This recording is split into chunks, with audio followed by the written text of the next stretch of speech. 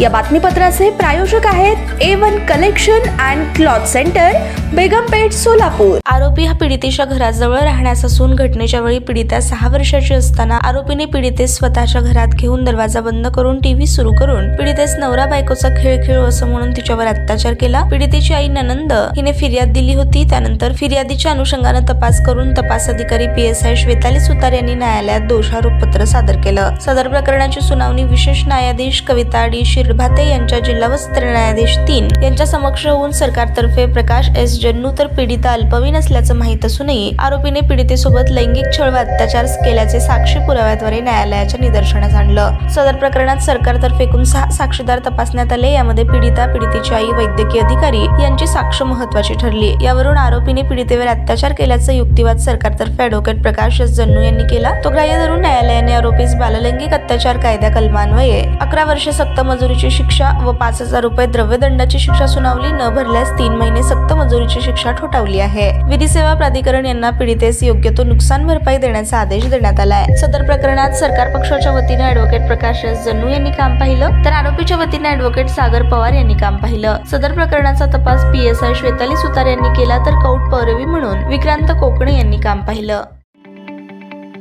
ताज्या बातम्या पाहण्यासाठी प्राईम महाराष्ट्र न्यूज चॅनलला सबस्क्राईब करा।